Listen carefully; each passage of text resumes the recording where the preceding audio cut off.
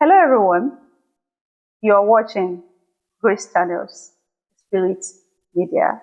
We often hear about the terrors of hell than the peace of heaven. But do you know that the only people that Jesus struggled with were those who think they were perfect? Today, we are talking about real grace, the kind that saved the thief at the point of death. If you need a fresh start, this message is for you. Listen closely.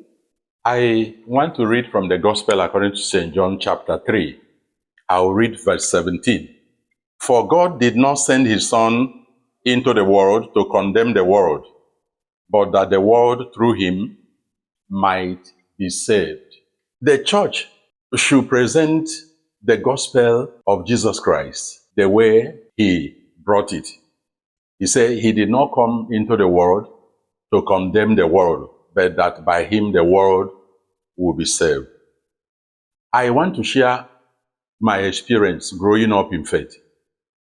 I have been to at least 3 good denominational churches that I can remember very well before coming to the point where the Lord led me into reading the Bible and waiting for him to explain.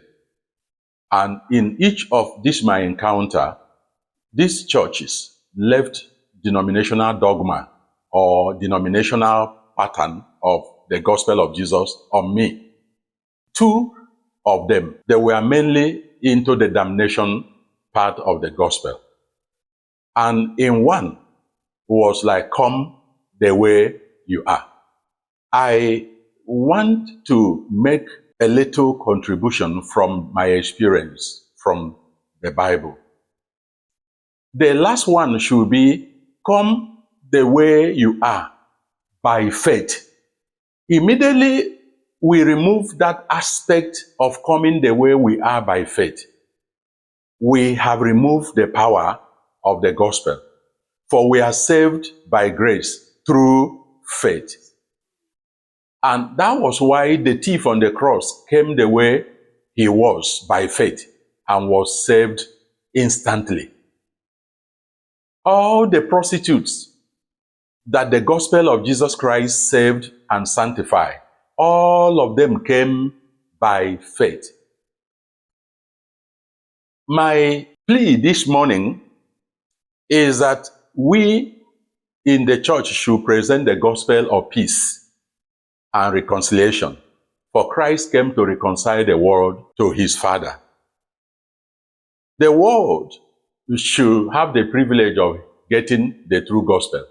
In Galatians 1 verse 8, St. Paul was talking about another gospel.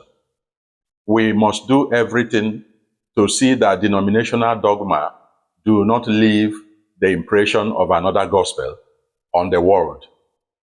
We should do everything in the church to introduce the loving person of Jesus Christ to the world instead of exposing them to the fear of the devil. We should show by lifestyle that heaven is a place of peace and demean and diminish the promotion of the horrors of hell in the church.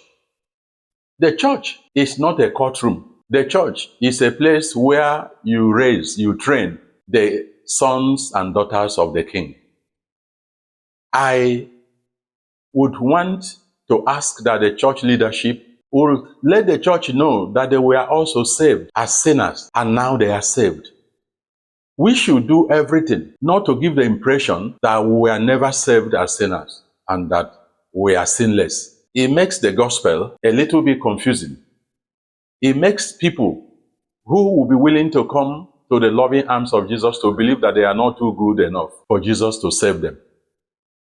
I don't think any of us was. All that we had was faith. In verse 18 of the Gospel according to St. John chapter 3, he who believes in him is not condemned, but he who does not believe is condemned already, because he has not believed in the name of the only begotten Son of God. All that we need to encourage people to do is to come, arming themselves with faith, arming themselves with belief. That's why Jesus came. Jesus himself said, I came to seek and save that which is lost. We must reduce the level of condemnatory preaching and rather open the arms to let people come to the loving Christ, reconcile with God, and return home. I want to assure you, wherever you are and you're hearing me, no matter how far you have gone, no matter who you are presently and what you are doing, you don't need to wait to be very good for Christ to save you.